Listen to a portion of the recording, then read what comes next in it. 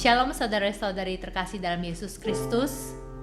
Pada pagi hari ini merupakan sukacita kita diberikan kesempatan oleh Tuhan untuk beribadah bersama. Mari kita mempersiapkan hati dan pikiran kita dengan bersaat teduh.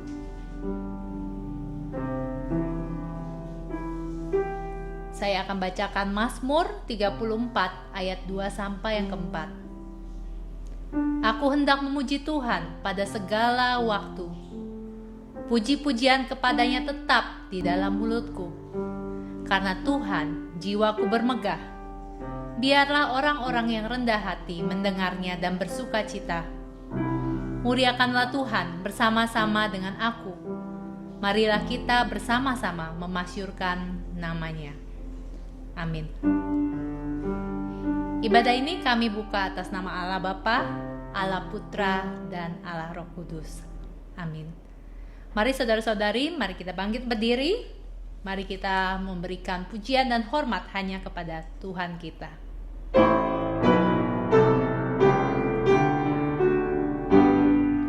Hormat bagi Allah Bapa, hormat bagi anaknya, hormat bagi Roh Kudus, ketiganya yang esa.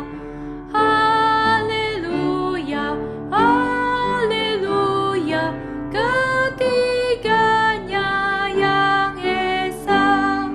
Hormat bagi Raja Surga, Tuhan kaum manusia. Hormat bagi Raja Gereja di seluruh dunia. Haleluya, haleluya, di seluruh dunia.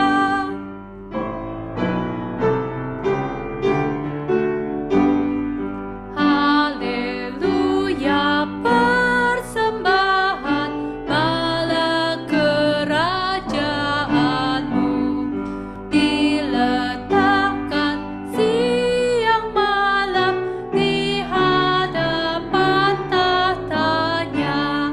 Haleluya, haleluya, di hadapan tahtanya. Mari kita mengambil waktu kita berdoa bersama. Ya Tuhan, Allah kami yang hidup, Allah yang benar, Allah yang kudus dan suci, Allah yang berkuasa dari awal hingga akhir. Ya Tuhan, pada saat ini kami memuji-Mu ya Tuhan, Allah yang besar. Kami mengucap syukur ya Tuhan pada hari ini. Engkau memberikan kami kesempatan untuk boleh beribadah. Engkau memberikan kami nafas. Engkau memberikan kami kerinduan untuk beribadah. Ya Tuhan, biarlah pada waktu ini Engkau boleh yang menjadi pusat dari ibadah kami. Arahkanlah hati kami ya Tuhan untuk sungguh-sungguh memuji-Mu. Arahkanlah juga untuk telinga kami untuk juga mendengarkan firman-Mu. Kami menyerahkan ya Tuhan ibadah ini. Hanya di dalam nama Tuhan Yesus kami telah berdoa. Amin. Dengan tetap berdiri, mari kita bersama seluruh umat Tuhan, kita bacakan pengakuan iman rasuli. Aku percaya kepada Allah, Bapa yang Maha Kuasa, Khalik langit dan bumi, dan kepada Yesus Kristus, Anaknya yang tunggal Tuhan kita, yang dikandung dari Roh Kudus, lahir dari anak darah Maria, yang menderita sengsara di bawah pemerintahan Pontius Pilatus, disalibkan, mati dan dikuburkan, turun ke dalam kerajaan maut. Pada hari yang ketiga bangkit pula dari antara orang mati, naik ke surga, duduk di sebelah kanan Allah, Bapa yang Maha Kuasa. Dan dari sana Ia akan datang untuk menghakimi orang yang hidup dan yang mati. Aku percaya kepada Roh Kudus, Gereja yang kudus dan am, persekutuan orang kudus, pengampunan dosa, kebangkitan daging, dan hidup yang kekal. Amin. Mari kita responi dengan menyanyikan Hormat Diberi.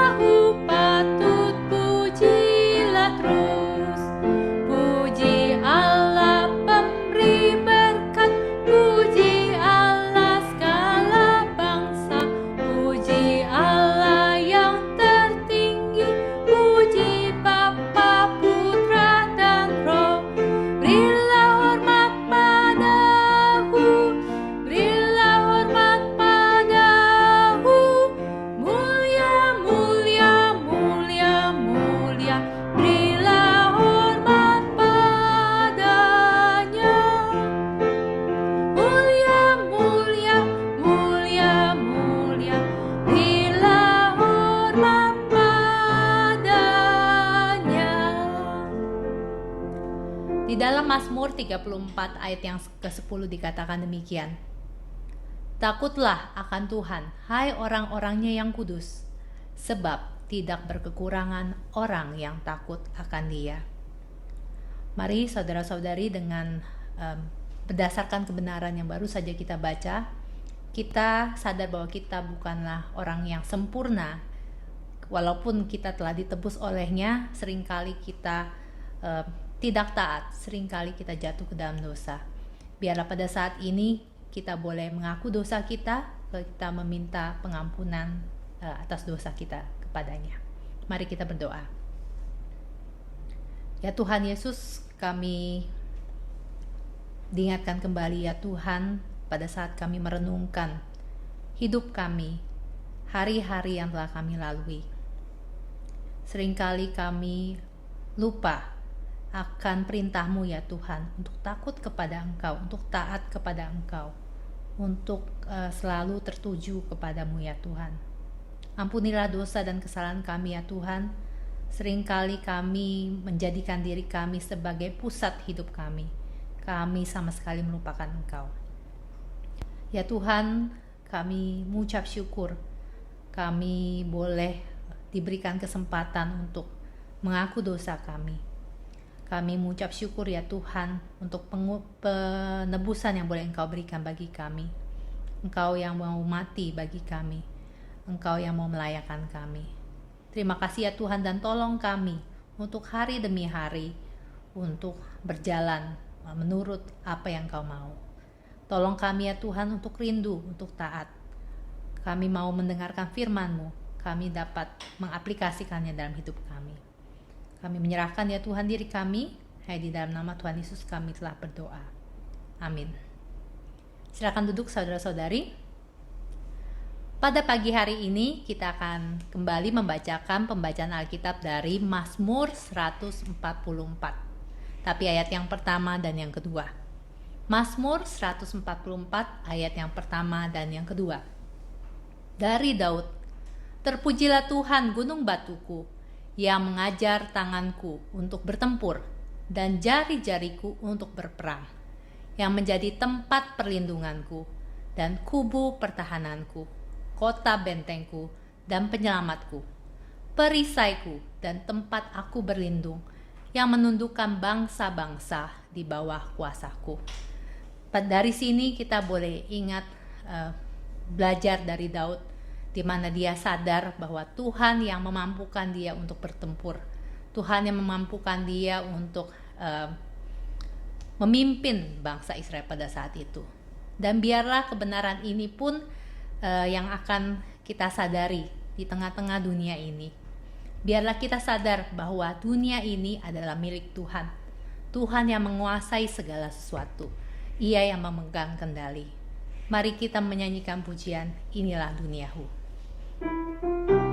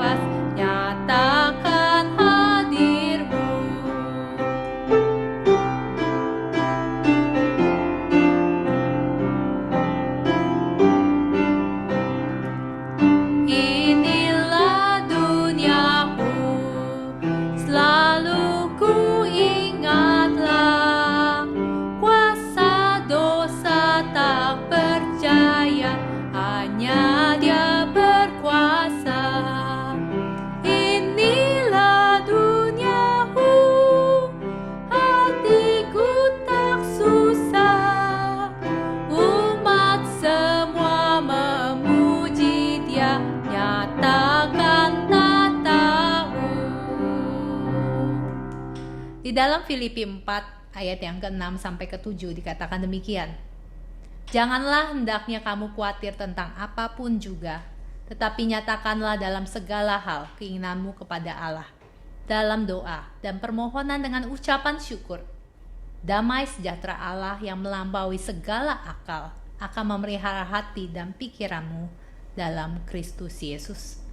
Biarlah pada saat kita ingat akan dunia ini adalah milik Tuhan, biarlah kita tidak boleh khawatir, ya, tidak terlalu khawatir berkepanjangan, tapi biarlah kita boleh tekun berdoa. Saya undang saudara-saudari untuk bangkit berdiri, mari kita berdoa syafaat. Saya akan memimpin doa syafaat kita. Ya Tuhan, Maha Besar Tuhan, Allah yang berkuasa atas dunia ini, Allah yang berkuasa atas pemerintah di seluruh negara, Allah yang berkuasa atas negara kami Indonesia, Allah yang berkuasa atas diri kami masing-masing. Ya Tuhan, pada saat ini kami mau berdoa ya Tuhan. Kami menyerahkan bangsa dan negara kami, bahkan dunia ini ya Tuhan, di tengah pandemi ini. Kami menyerahkan ya Tuhan, biarlah Engkau Allah yang berkuasa boleh memberikan belas kasihan, penyertaan-Mu ya Tuhan bagi kami semua ya Tuhan. Khususnya bagi orang-orang yang terdampak atas virus corona ini. Kami berdoa ya Tuhan, biarlah Engkau yang memberikan pengharapan ya Tuhan di dalam mereka pada saat ini sedang putus asa. Biarlah pada momen ini menjadi waktu bagi setiap kami untuk melihat ke atas, melihat kepadamu, bukan kepada diri kami masing-masing. Engkau yang boleh memberikan kemurahan ya Tuhan, sehingga Engkau boleh memberikan kesembuhan atau pemulihan bagi mereka yang sedang sakit. Kami berdoa menyerahkan untuk keluarga yang anggota keluarganya sakit ya Tuhan, biar Engkau juga memberikan kekuatan, bukan hanya fisik tapi secara spiritual ya Tuhan, mereka boleh kembali kepadamu.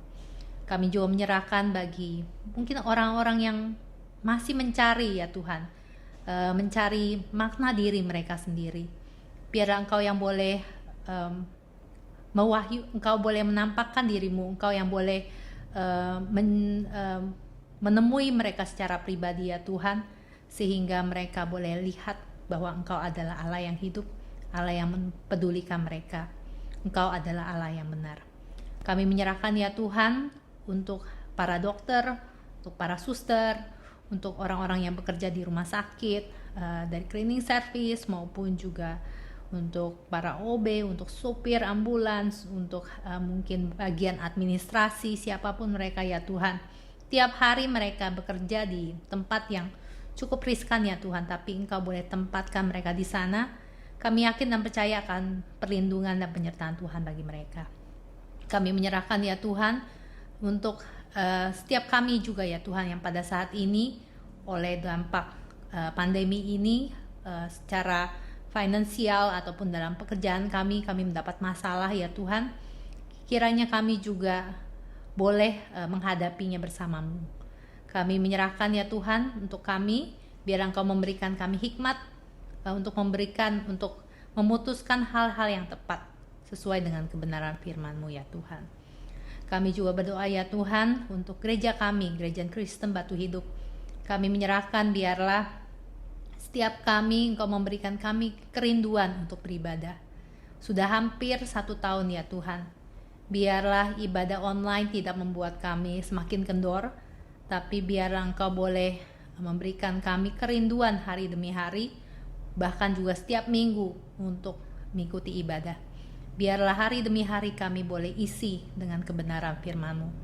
Kau yang boleh pakai setiap kami ya Tuhan, untuk juga menggunakan waktu yang ada, selagi mungkin kami bekerja di rumah atau belajar di rumah, beraktivitas di rumah.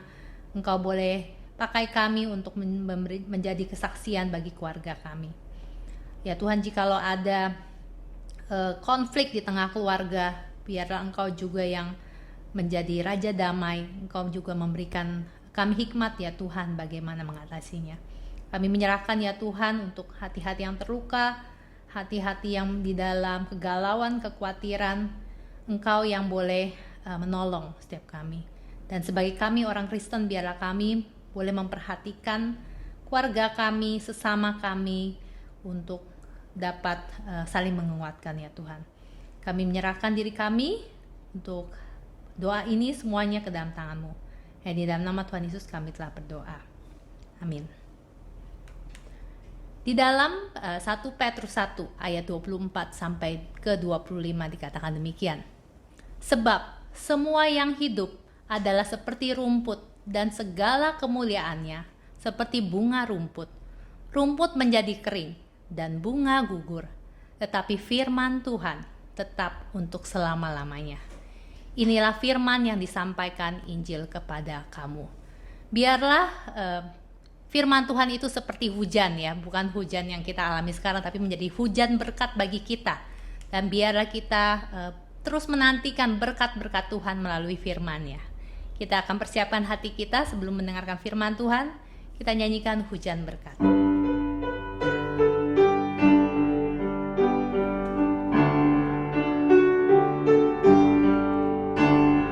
Hujan berkat kan tercurah, inilah janji kudus, hidup segar dari sorga kan diberi penebus. Hujan berkat-Mu, itu yang kami perlu, rahmat yang bergerimis turun, tapi hujanku rindu.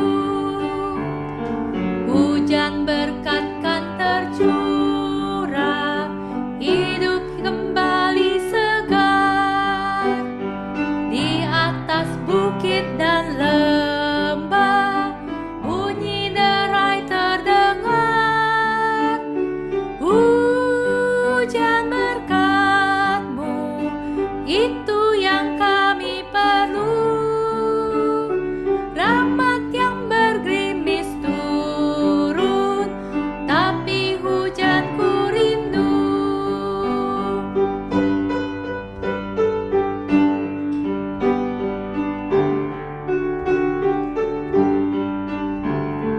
Hujan berkat kan tercurah, kini kami berseru, berilah dengan rimpah ruah, agar genap sabda-Mu. Hujan berkat-Mu, itu yang kami perlu, rahmat yang bergerimis turun, tapi hujanku rindu. Saudara-saudari, kita akan mendengarkan persembahan pujian dari vokal grup GKBH. Kasih pasti lemah lembut.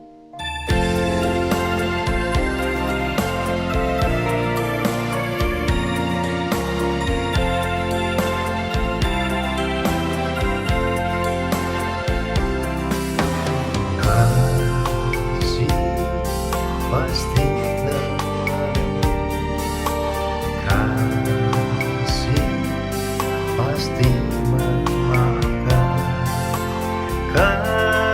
kasih pasti murah hati, kasih-Mu, kasih-Mu Tuhan.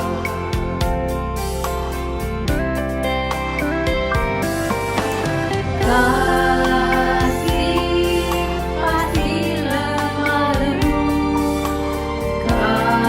kasih pasti memaafkan, kasih pasti murah hati, kasih-Mu, kasih-Mu Tuhan. Ajarilah kami saling mengasihi, ajarilah kami saling mengampuni, ajarilah kami kasih-Mu ya Tuhan, kasih-Mu kudus tiada batasnya.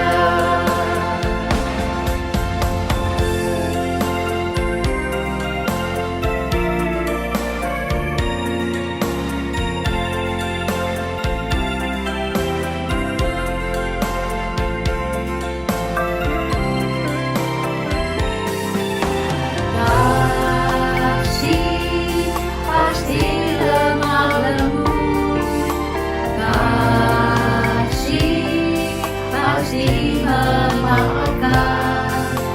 Kasih pasti murah hati, kasih-Mu, kasih-Mu Tuhan.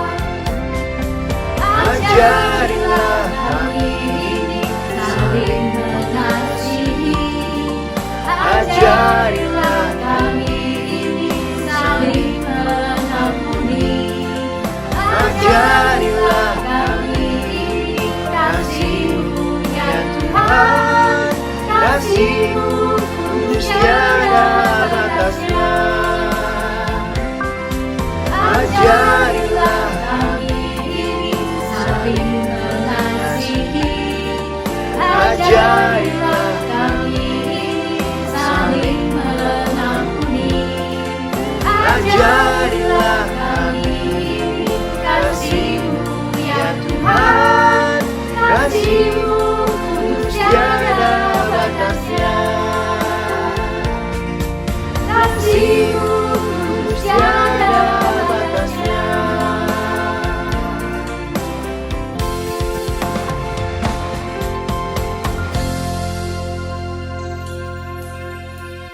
Untuk waktu selanjutnya saya serahkan kepada Musa Hadi.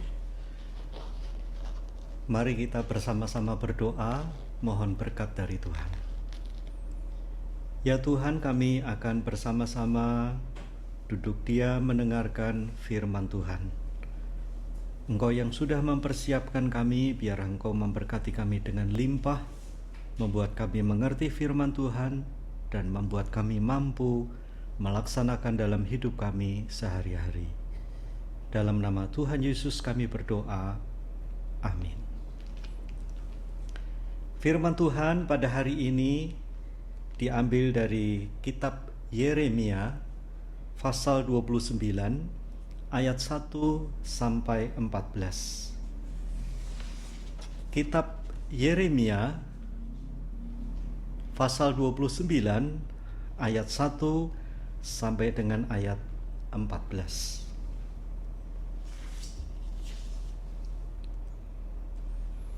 Firman Tuhan berbunyi demikian, Yeremia 29 mulai ayat 1.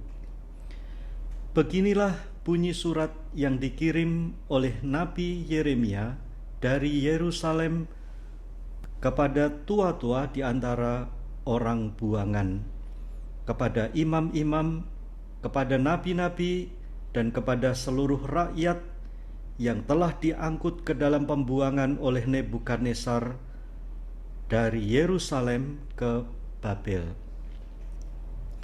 Itu terjadi sesudah Raja Yehoya bersama Ibu Suri, pegawai-pegawai istana, pemuka-pemuka Yehuda dan Yerusalem, tukang dan pandai besi telah keluar dari Yerusalem.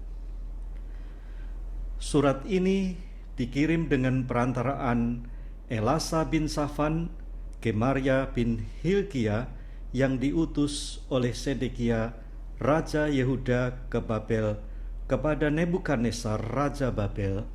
Bunyinya, beginilah firman Tuhan semesta alam, Allah Israel, kepada semua orang buangan yang diangkut ke dalam pembuangan dari Yerusalem ke Babel. Dirikanlah rumah untuk kamu diami, buatlah kebun untuk kamu nikmati hasilnya. Ambillah istri untuk memperanakan anak laki-laki dan perempuan. Ambilkanlah istri bagi anak-anakmu laki-laki, dan carikanlah suami bagi anakmu perempuan, supaya mereka melahirkan anak laki-laki dan perempuan, agar di sana kamu bertambah banyak dan jangan berkurang. Usahakanlah kesejahteraan kota kemana kamu aku buang, dan berdoalah untuk kota itu kepada Tuhan, sebab kesejahteraannya adalah kesejahteraanmu.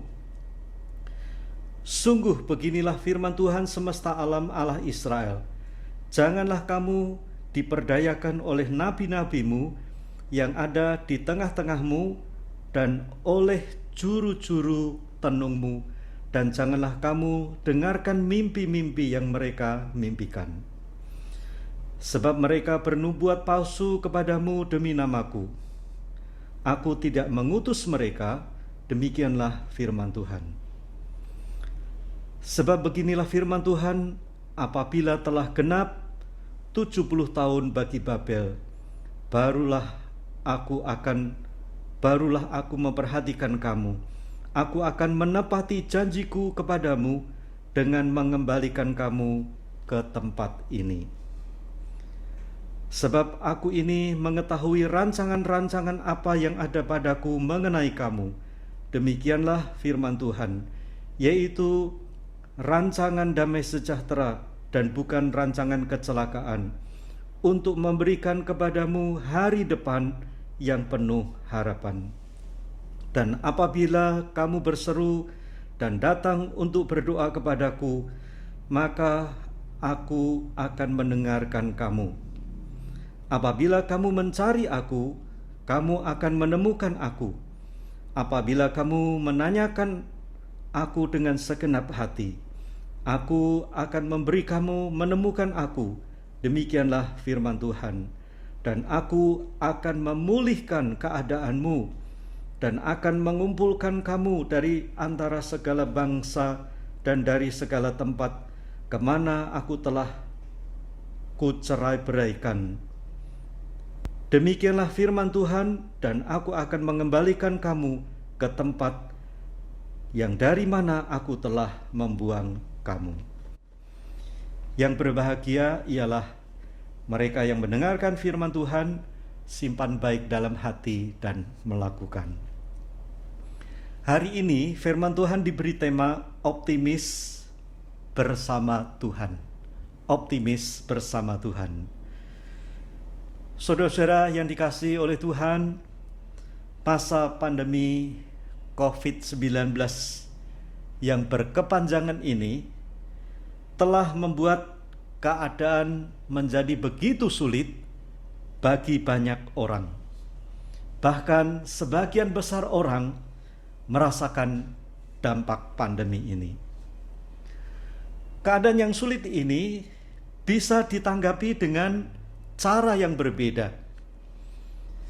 Ada orang yang menanggapinya dengan seperti yang saya ceritakan tadi, begitu pesimis, sepertinya tidak ada harapan, hidup makin sulit, tidak ada yang bisa dikerjakan, bahkan kerugian ada di mana-mana. Usaha apapun sepertinya sulit di masa yang sulit seperti ini. Tetapi ada juga orang yang menanggapi dengan cara berbeda, yaitu dengan optimis, dengan optimistik yang tinggi menghadapi masa pandemi ini. Mereka berpikir semuanya, masalah-masalah kesulitan yang ada itu pasti suatu saat akan berlalu. Pasti Tuhan akan menolong dan hidup kita akan menjadi lebih baik dan seterusnya. Memandang segala sesuatu termasuk dalam kesulitan ini dengan cara positif. Sebetulnya yang lebih positif, lebih optimis itu pria atau wanita? Atau yang lebih suka pesimis itu pria atau wanita? Saudara-saudara, masalah pesimis dan optimis itu bukan masalah pria atau wanita. Sebetulnya cukup banyak yang menentukan bagaimana orang bisa optimis atau sebaliknya mereka hanya bisa pesimis saja. Mungkin banyaknya pengalaman-pengalaman hidup menyebabkan orang-orang itu masuk kelompok yang satu dan yang lainnya ke kelompok yang lain.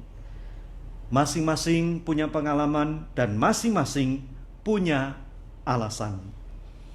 Pada waktu kita membaca firman Tuhan tadi, itu menceritakan pada waktu bangsa Israel dibuang oleh Allah ke Babel. Pada waktu bangsa Israel dibawa ke Babel itu bukan untuk jalan-jalan, tetapi waktu itu Babel mengalahkan Israel, membawa bangsa ini ke Babel, ditawan sebagai tawanan. di sana dijadikan budak, di sana mereka ditindas, tidak bebas, hidup serba terbatas di negeri orang lain. Suatu keadaan yang tidak menyenangkan tentunya, karena hidup di pembuangan, hidup sebagai budak, dan hidup sebagai orang-orang yang tertindas. Saudara-saudara, pada hari ini, pada saat ini juga mungkin ada di antara kita, beberapa di antara kita yang memiliki keadaan seperti bangsa Israel waktu itu, keadaan yang tidak menyenangkan, keadaan yang serba tidak menentu, keadaan yang menyulitkan. Namun ada beberapa hal yang penting yang dicatat juga di dalam firman Tuhan yang telah kita baca tadi. Harusnya kita sebagai orang-orang percaya pada Tuhan, kita memiliki harapan yang baik dalam keadaan apapun. Kita memiliki semangat yang baik untuk menjalani hidup ini, dan diharapkan kita tidak terhanyut dalam masalah-masalah yang kita hadapi seperti sekarang ini. Sekalipun kita belum melihat titik terang dari pandemi COVID-19 ini. Namun saudara-saudara yang dikasihi oleh Tuhan, marilah kita memperhatikan beberapa hal penting yang dicatat di dalam firman Tuhan yang sudah kita baca tadi. Yang pertama, kita harus berusaha hidup baik. Ya, dalam keadaan apapun kita harus berusaha untuk hidup baik. Kalau kita membaca ayat 4 sampai dengan ayat 7 di dalam Yeremia 29 tadi, Tuhan sendiri yang memerintahkan bangsa Israel untuk tetap berbuat yang baik dalam hidup mereka. Memang kalau kita pikirkan baik-baik, mana mungkin di tempat pembuangan dijadikan budak, dijajah oleh bangsa orang lain, hidup tidak bebas. Apakah orang seperti itu masih bisa hidup dengan baik? Saudara-saudara, bahkan bukan hanya hidup dengan baik, harus berbuat baik, melakukan kebaikan-kebaikan. Saudara-saudara, ini merupakan satu tantangan, namun ini adalah perintah Tuhan kepada bangsa Israel. Harusnya di masa-masa sulit seperti sekarang ini, kita pun juga mempunyai suatu gaya hidup untuk tetap berbuat baik dimanapun Tuhan menempatkan kita. Ya, memang kadang-kadang berbuat baik itu tidak selalu menyenangkan. Kadang-kadang menjadi tantangan tersendiri. Kadang-kadang kita sudah mau berbuat baik, tetapi tidak ada dukungan. Kadang-kadang membuat hati kita lemah. Kadang-kadang kita sendiri yang mau berbuat baik, sedangkan orang-orang di sekitar kita tidak mau melakukan kebaikan yang sama. Ini menyebabkan kita harus berjuang sendiri. Di jalan raya seringkali kita melihat banyak orang yang menggunakan jalan raya itu pada waktu berkendara. Mereka banyak yang tidak tertib. Salah satu contoh misalnya, kalau ada lampu merah yang menyala, harusnya kita berhenti di perempatan itu. Bila perlu di belakang garis, jangan sampai melindas apalagi melewatinya. Tetapi seandainya kita sudah mau berbuat sesuai dengan aturan, kita sudah berbuat yang baik itu, orang-orang lainnya itu tidak memperdulikan aturan itu, mereka melanggar, justru mereka menghalang-halangi tempat kita, sehingga kemacetan tidak bisa dihindarkan. Kadang-kadang kalau kita melihat hal seperti ini, kepinginnya kita juga berbuat yang tidak baik seperti mereka semua. Saudara-saudara, firman Tuhan mengingatkan, tetaplah berbuat baik, sekalipun kadang-kadang tidak ada dukungan dari lingkungan kita. Saudara-saudara, hal ini menjadi begitu rumit kalau orang-orang di sekitar kita, di mana kita tinggal, tidak mempunyai nilai yang sama untuk bertekad melakukan hal-hal yang baik seperti yang diperintahkan oleh Tuhan. Kita ingat rumah-rumah yang ada di dekat bantaran kali, di pinggir-pinggir sungai. Mereka mempunyai kecenderungan untuk buang sampah di kali itu.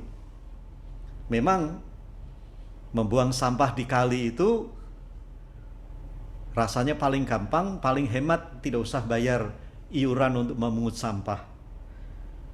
Oleh sebab itu banyak orang yang cenderung melakukan hal seperti itu. Namun cara yang gampang dan nampaknya murah itu, yang banyak dilakukan oleh orang itu, tidak menyelesaikan masalah. Mereka tetap mencemari lingkungan, mencemari sungai itu. Dan akibatnya pendangkalan sungai itu begitu cepat, sungai itu menjadi kotor, dan kalau sudah kotor menjadi dangkal, dan akhirnya pada waktu musim hujan tiba, banjir terjadi di mana-mana.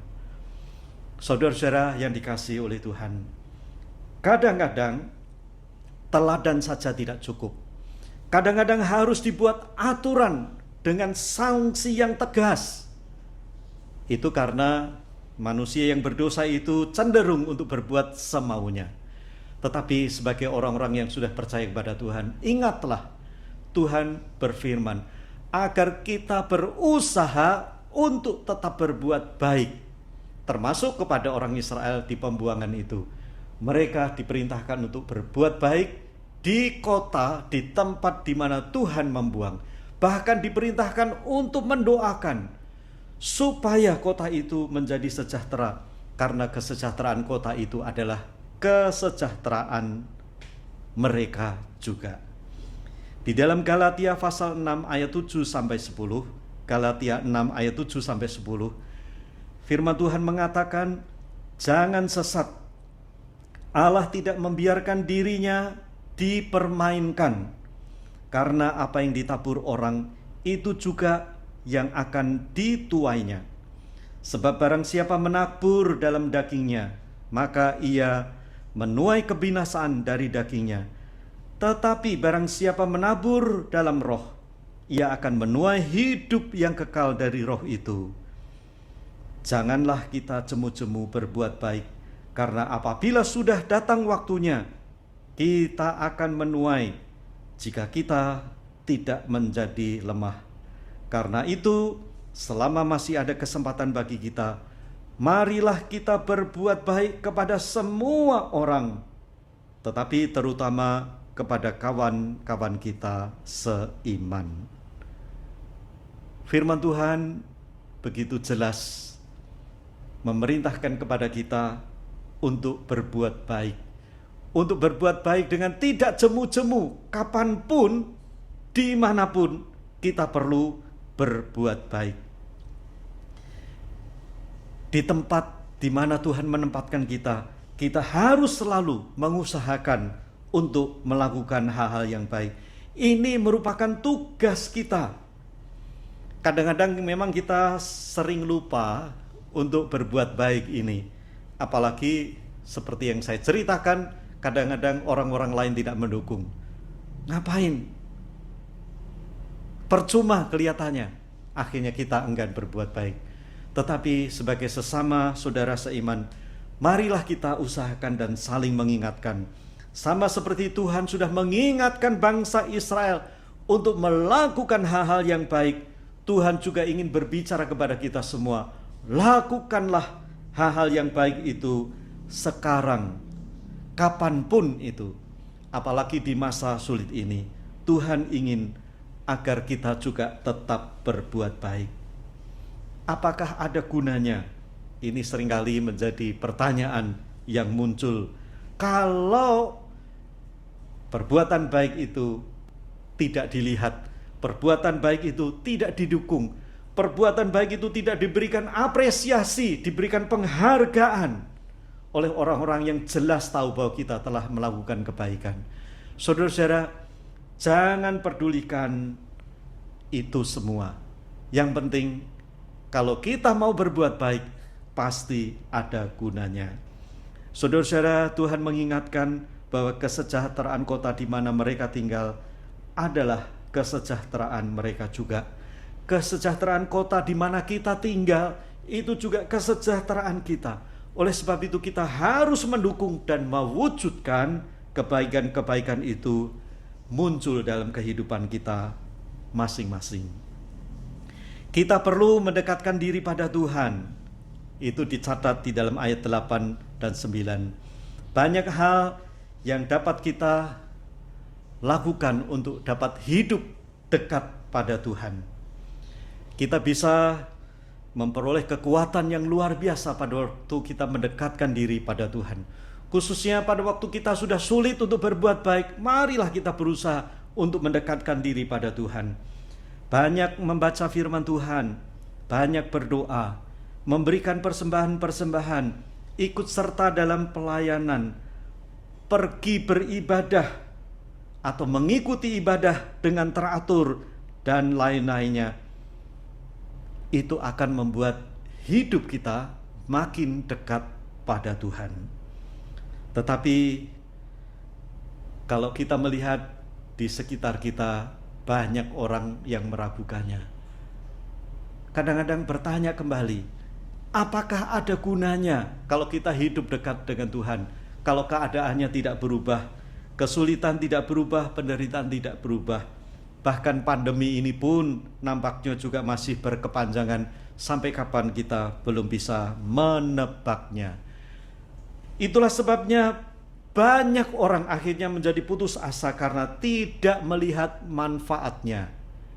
Sekali lagi, tidak melihat manfaatnya. Bukan karena tidak ada manfaatnya, tetapi tidak bisa melihat manfaat untuk mendekatkan diri pada Tuhan.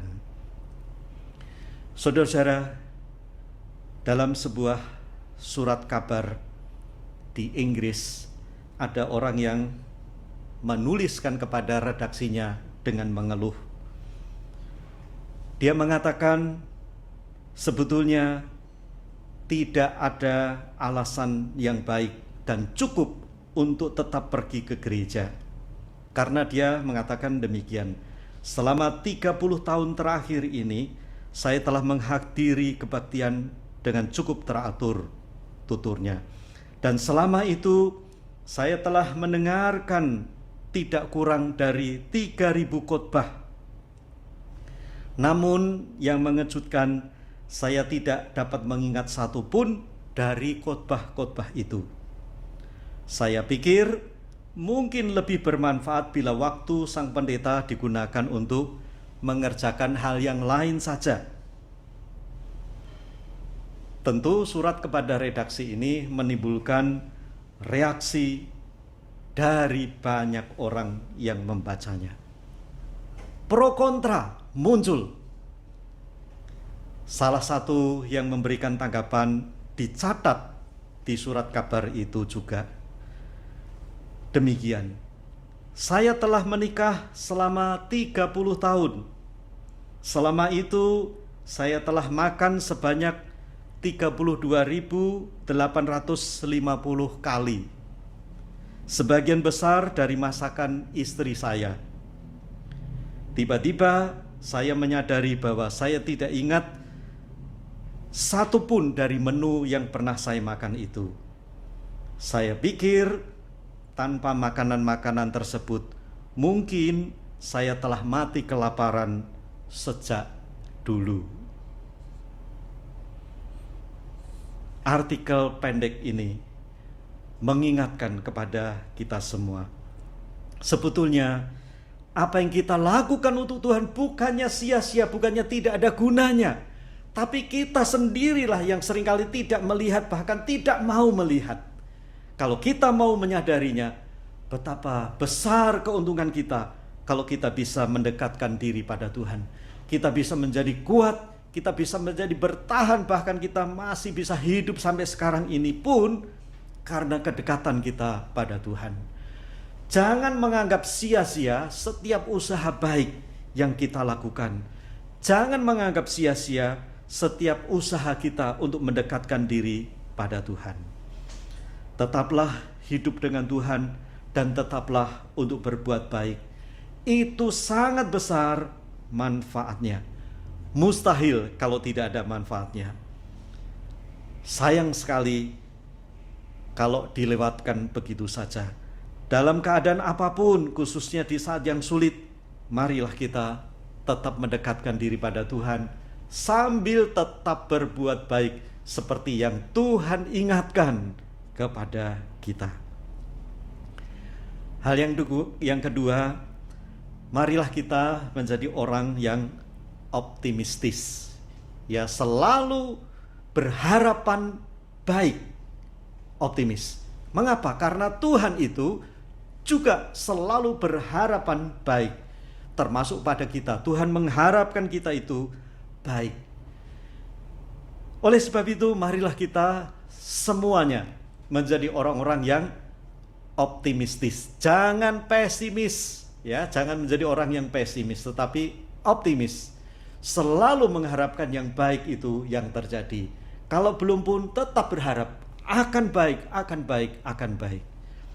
Yeremia 29 ayat 10 sampai 11. Firman Tuhan mengatakan demikian. Yeremia 29 ayat 10 sampai 11. Sebab beginilah firman Tuhan, apabila telah genap 70 tahun bagi Babel, barulah aku memperhatikan kamu. Aku akan menepati janjiku itu kepadamu dengan mengembalikan kamu ke tempat ini. Sebab aku ini mengetahui rancangan-rancangan apa yang ada padaku mengenai kamu. Demikianlah firman Tuhan, yaitu rancangan damai sejahtera dan bukan rancangan kecelakaan, untuk memberikan kepadamu hari depan yang penuh harapan. Perhatikanlah baik-baik bagaimana Tuhan ingin agar hidup kita itu baik sesuai dengan rencana-rencananya. Luar biasa. Allah itu begitu optimistik, berharap yang baik saja yang terjadi. Marilah kita sebagai umat gembalaannya, kita sebagai orang-orang yang percaya kepadanya, kita pun juga hidup optimistik. Hidup selalu berharap yang baik itu terjadi, sekalipun keadaan belum mendukung. Cukup banyak orang yang tidak peduli dengan rencana Tuhan ini. Tetapi tugas kita masing-masing ialah menyambut firman Tuhan ini dengan positif. Hidup ini hanya satu kali saja. Oleh sebab itu, isilah dengan hal-hal yang baik. Ini sesuai dengan rencana Tuhan dalam hidup kita. Tadi kita membaca firman Tuhan dengan begitu jelas. Tuhan mempunyai rancangan-rancangan untuk hari depan yang penuh dengan harapan. Kita pun harusnya melakukan hal yang sama. Saudara-saudara, mungkin ada di antara kita yang bertanya, mana mungkin keadaan seperti ini, bagaimana kita bisa melakukan, bisa berharap yang baik? Mana mungkin. Kalau kita tidak berharapan baik, kita menjadi orang yang pesimis. Tetapi Tuhan menginginkan agar kita menjadi optimis. Saya melihat di masa banjir beberapa hari yang lalu di mana-mana, tetapi di tengah-tengah kesulitan, di tengah-tengah kerugian, bahkan di dalam genangan air yang berhari-hari tidak surut juga, malah ada yang hidup sangat berbahagia. Siapa mereka? Ada anak-anak yang bisa berenang gratis di depan rumah mereka, yang bisa bersenang-senang main air. Saudara-saudara, bukankah ini suatu kesempatan yang dimanfaatkan oleh anak-anak itu, yang kelihatannya ceria tanpa beban, bermain air banjir itu? Mungkin di antara kita mengatakan, ya itu kan anak-anak tidak mengerti dan sebagainya. Saudara-saudara yang dikasihi oleh Tuhan, saya lihat ini merupakan suatu inspirasi bagi kita semua. Dalam setiap keadaan, termasuk keadaan yang buruk seperti kebanjiran itu, masih ada anak-anak yang bisa bersenang-senang, masih ada anak yang bisa hidup dengan ceria. Saudara-saudara, mengapa kita tidak bersikap seperti anak-anak tadi? Coba cari celah, pasti ada sesuatu yang baik yang kita bisa harapkan, yang kita bisa syukuri, yang kita bisa jalani dengan sukacita di tengah-tengah kesulitan. Saudara-saudara, biasanya ada peluang dalam setiap kesulitan. Tidak mungkin pada waktu kita menghadapi kesulitan semuanya sulit, tidak ada jalan sama sekali, tidak mungkin. Biasanya ada peluang. Masalahnya, apakah kita mau melihat peluang itu atau tidak? Pikirkanlah peluang, pikirkanlah harapan, pikirkanlah sesuatu yang baik yang mungkin kita bisa kerjakan di saat-saat yang sulit. Ingat baik-baik, seringkali di masa yang sulit kita cenderung atau tergoda untuk menggerutu, mengomel, mengeluh. Saudara-saudara, hindarkanlah itu. Hindari menggerutu, mengomel, mengeluh, menyalahkan si A, si B. Karena menggerutu itu akan memperburuk keadaan hidup kita. Ya, kalau kita suka mengeluh, ini akan lebih memperburuk keadaan hidup kita. Oleh sebab itu, sebaliknya pikirkanlah yang baik tentang apapun juga dalam hidup ini. Pikirkan dan pikirkan itu, supaya yang kita pikirkan itu suatu saat bisa menjadi kenyataan. Di dalam Filipi pasal 4 ayat 8, Filipi 4 ayat 8, firman Tuhan mengingatkan kepada kita, jadi akhirnya saudara-saudara, semua yang benar, semua yang mulia, semua yang adil, semua yang suci, semua yang manis, semua yang sedap didengar, semua yang disebut kebajikan dan patut dipuji, pikirkanlah semuanya itu. Ini adalah nasihat Rasul Paulus kepada jemaat Tuhan di Filipi. Di mana waktu itu Rasul Paulus berada pada waktu menulis surat ini? Pada waktu itu Paulus berada di penjara. Dalam penjara dia mengirim surat kepada jemaat di Filipi supaya tetap memikirkan yang baik, supaya tetap berpikir positif, supaya tetap optimis, sekalipun dirinya sendiri sedang berada di dalam penjara. Ini sangat penting, saudara-saudara. Pikirkan dan pikirkan. Pikirkanlah yang baik saja. Jadilah orang-orang yang optimistik, selalu berharap dan memikirkan yang baik. Karena kita tidak boleh bermain-main dengan apa yang kita pikirkan, ya. Hati-hati dengan apa yang kita pikirkan. Amsal 23 ayat 7a, Amsal 23 ayat 7a, firman Tuhan berbunyi demikian, sebab seperti orang yang membuat perhitungan dalam dirinya sendiri, demikianlah ia. Sebab seperti orang yang membuat perhitungan dalam dirinya sendiri, demikianlah ia. Dalam berbagai terjemahan bahasa Inggris yang lain dikatakan, apa yang dipikirkan oleh seseorang, demikianlah orang itu. Baik di King James maupun di 2D English Version dan sebagainya, di berbagai terjemahan, apa yang dipikirkan oleh seseorang, orang itu adalah seperti yang dipikirkannya itu. Saudara-saudara yang dikasihi oleh Tuhan, marilah kita berhati-hati dengan pikiran kita. Kalau kita selalu memikirkan hal-hal yang jelek, yang negatif, yang buruk, jangan-jangan kita akan menjadi orang-orang yang buruk. Tetapi kalau kita memikirkan seperti apa yang firman Tuhan katakan tadi, yang ditulis oleh Rasul Paulus, semua yang mulia, yang adil, yang suci, yang manis, semua yang sedap didengar, semua yang disebut kebajikan dan patut dipuji, semua yang baik-baik, pikirkanlah itu. Kita betul-betul adalah orang baik dan akan menjadi orang baik.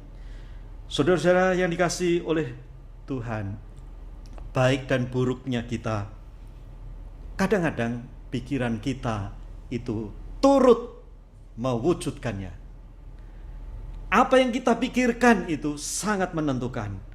Kalau kita menjadi orang yang optimis, ya, selalu berharap yang baik, sekalipun di masa yang sangat sulit ini, kita adalah orang-orang yang baik. Oleh sebab itu, usahakanlah hidup kita itu optimistik, berharap baik, agar melalui apa yang kita pikirkan, itu dapat menjadi kenyataan yang baik pula dalam hidup kita. Saudara-saudara, pikirkan yang baik. Yang ketiga, kalau kita membaca ayat 12 sampai 14, Tuhan mengingatkan mengenai kesungguhan hati menghasilkan yang baik. Membicarakan mengenai kesungguhan hati. Karena Yeremia 29 ayat 12 sampai 14 mengatakan demikian. Dan apabila kamu berseru dan datang untuk berdoa kepadaku, maka aku akan mendengarkan kamu. Apabila kamu mencari aku, kamu akan menemukan aku. Apabila kamu menanyakan aku dengan segenap hati, aku akan memberi kamu menemukan aku. Demikianlah firman Tuhan. Dan aku akan memulihkan keadaanmu dan akan mengumpulkan kamu dari antara segala bangsa dan dari segala tempat kemana kamu telah kucerai-beraikan. Demikianlah firman Tuhan. Dan aku akan mengembalikan kamu ke tempat dari mana aku telah membuang kamu. Saudara-saudara yang dikasihi oleh Tuhan, Tuhan mengajar orang Israel untuk sungguh-sungguh mencari Tuhan, berdoa dan berseru kepada Tuhan, dan itu dilakukan oleh orang Israel. Hari ini Tuhan juga mengajar kepada kita agar kita bersungguh-sungguh pada waktu kita mencari Tuhan. Tuhan tahu kita dalam keadaan yang sulit. Tuhan tahu kita sedang membutuhkan ini, membutuhkan itu. Tuhan tahu kita sudah hampir angkat tangan. Oleh sebab itu Tuhan turun tangan. Tuhan mengingatkan kepada kita untuk sungguh-sungguh mencari Tuhan. Allah sendiri memberi jaminan bagi setiap orang yang mencari Tuhan dengan segenap hati. Dijamin oleh Tuhan sendiri, Tuhan akan menolong. Supaya kita tidak frustasi lagi karena Allah mendengar kita.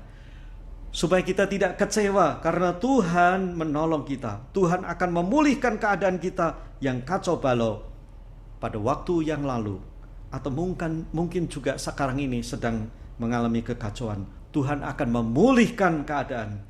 Dengarkan firman Tuhan ini. Hiduplah optimis dan berharaplah kepada Tuhan. Allah akan memulihkan hidup kita. Oleh sebab itu sungguh-sungguhlah mencari dan mendapatkan Tuhan, karena Tuhan bersedia menolong kita. Saudara-saudara, saya pernah menceritakan kepada jemaat tentang dua orang yang sangat terkenal di tahun 2002 dan 2003. Ini adalah orang Mesir yang bernama Laleh dan Ladan. Dua orang ini dilahirkan kembar siam dan kepalanya yang menempel. Selama ini mereka mengalami kesulitan yang besar. 2002 mereka sepakat untuk memisahkan kepala itu, pergi ke Singapura untuk operasi besar. Singkat cerita, operasi itu gagal. 2003 tanggal 6 Juli mereka menjalani operasi. Tanggal 8 Julinya 2003, satu meninggal, 90 menit kemudian yang satunya meninggal. Operasi itu gagal. Di waktu yang hampir bersamaan, ada juga dua orang yang, ini kebetulan anak kecil dari Mesir juga, yang melakukan operasi pemisahan sama-sama di kepala. Dan akhirnya untuk anak-anak ini dokter berhasil memisahkan kedua orang itu dan sehat. Saudara-saudara, padahal yang kedua ini kondisinya lebih sulit, lebih rumit, dan lebih berisiko tinggi. Pertanyaannya ialah mengapa bisa terjadi? Pada waktu saya membaca artikel kisah hidup dari Laleh dan Ladan ini. Gadis yang meninggal pada waktu dioperasi pada usia 29 tahun ini. Ternyata dalam hidup mereka itu sering kali bertengkar. Kembar siam tapi sering bertengkar. Dan saudara-saudara perlu ketahui dengan baik-baik, pada waktu mereka bertengkar, mereka saling mengutuk, saling mengharapkan agar mereka itu, maksudnya lawan bertengkarnya itu mati. Luar biasa, itu sering kali terjadi. Pada waktu bersepakat untuk memisahkan diri pun, tahun 2002 itu pun, kalau mereka sering bertengkar, tentu harapannya supaya cepat-cepat, jangan dekat-dekat. Dan memang apa yang diharapkan melalui kesungguhan, kutukan-kutukan itu akhirnya betul-betul terjadi. Mereka memang terpisahkan, tapi 2 hari setelah operasi, dua-duanya meninggal.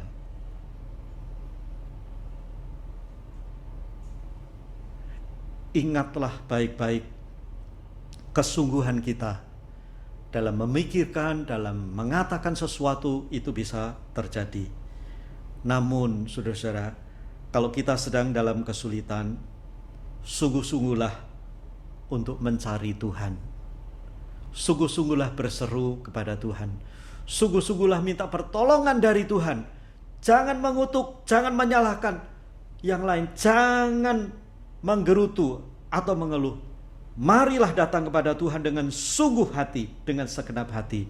Hasilnya tentu menggembirakan. Tidak dapat dipungkiri di masa ini, di masa sulit ini, kita bisa melakukan banyak hal sebetulnya. Tapi kerjakanlah yang baik, kerjakanlah yang positif, kerjakanlah yang dapat memuliakan Tuhan. Bersama Tuhan kita bisa hidup dengan penuh harapan. Itu yang terjadi di bangsa Israel. Walaupun di pembuangan, Tuhan memberikan firman Tuhan. Jangan takut, Tuhan sudah merencanakan hari depan yang baik, yang penuh harapan. Bukan kecelakaan, tetapi hari depan yang penuh harapan. Kepada kita pun Tuhan ingin berkata demikian. Oleh sebab itu, jangan gampang putus asa. Marilah berharap pada Tuhan. Marilah hidup optimistik bersama Tuhan. Amin. Tuhan memberkati kita semua. Mari kita bersama-sama berdoa. Ya Tuhan, kami bersyukur kepada Tuhan untuk firman Tuhan pada hari ini. Kami berdoa biar firman Tuhan dapat mengarahkan kami untuk hidup sesuai dengan rencana Tuhan. Tuhan, berkatilah kami semua. Dalam nama Tuhan Yesus Kristus kami sudah berdoa. Amin. Hari ini kita diberi kesempatan untuk memberikan persembahan kepada Tuhan, dan kita menyanyi Aku Berserah, Aku Berserah.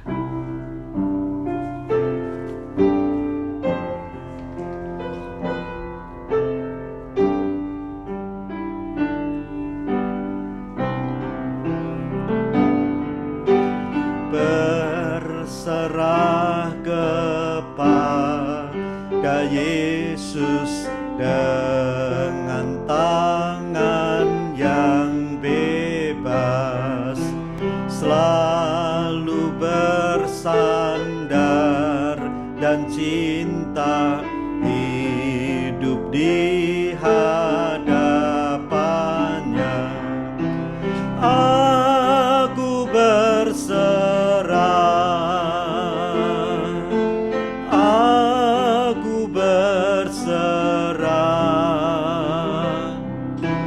pada Tuhan Juru Selamat. Aku berserah, berserah kepada Yesus. Aku tunduk padamu. Nafsu dunia aku buangkan, terima aku ya Tuhan, aku berserah, aku berserah pada Tuhan Juru Selamat, aku berserah.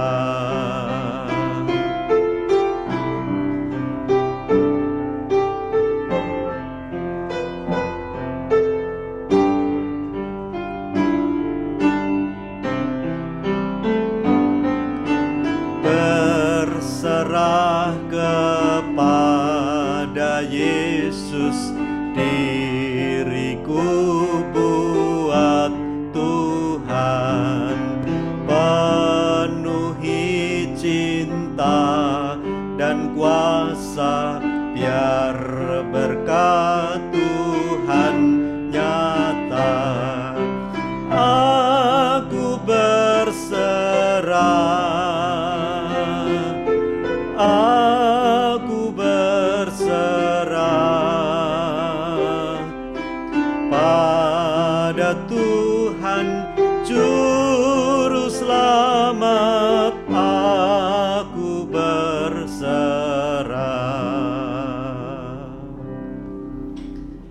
Mari kita serahkan persembahan kita kepada Tuhan. Ya Tuhan, kami mempersembahkan persembahan kami, terimalah itu dan berkatilah. Berkatilah juga kami semua yang ikut serta dan mengikuti kebaktian ini, supaya nama Tuhan makin dipermuliakan. Dalam nama Tuhan Yesus kami berdoa, amin. Mari kita menyanyikan lagu pengutusan, dengarlah Juru Selamat berseru.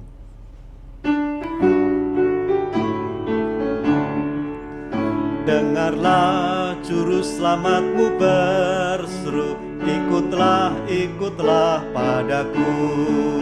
Siang malam terus berseru, ikutlah, ikutlah padaku. Ku tinggalkan tahta bagimu, darahmu tercurah bagiku. Bagimu ku menderita, ikutlah, ikutlah padaku. Dosamu ku telah hapuskan, ikutlah, ikutlah padaku. Hidupmu ku serahkan akan, ikutlah, ikutlah padaku. Ku tinggalkan tahta bagimu, darahmu tercurah bagiku. Bagimu ku menderita, ikutlah, ikutlah padaku.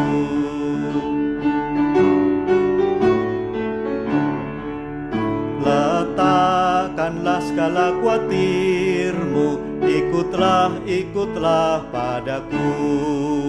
Ku kan memberi keringat penuh, ikutlah, ikutlah padaku. Ku tinggalkan tahta bagimu, darahmu ku tercurah bagimu. Bagimu ku menderita, ikutlah, ikutlah padaku. Mari kita tundukkan kepala, kita akan menerima berkat dari Tuhan. Saudara-saudara yang dikasihi oleh Tuhan, terimalah berkat Tuhan. Berkat dan anugerah dari Allah Bapa, kasih Tuhan Yesus Kristus, dan persekutuan dari Roh Kudus menyertai saudara sekalian dari sekarang ini sampai selama-lamanya. Amin. Doksologi.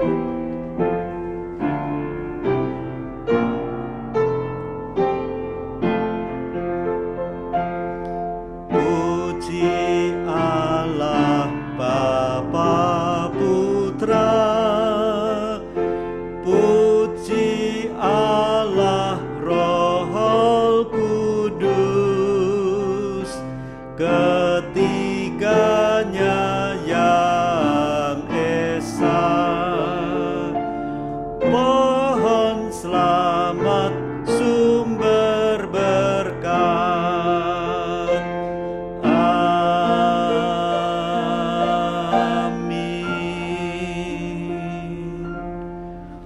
Tuhan memberkati kita semua. Sampai berjumpa lagi dalam ibadah-ibadah yang akan datang. Amin.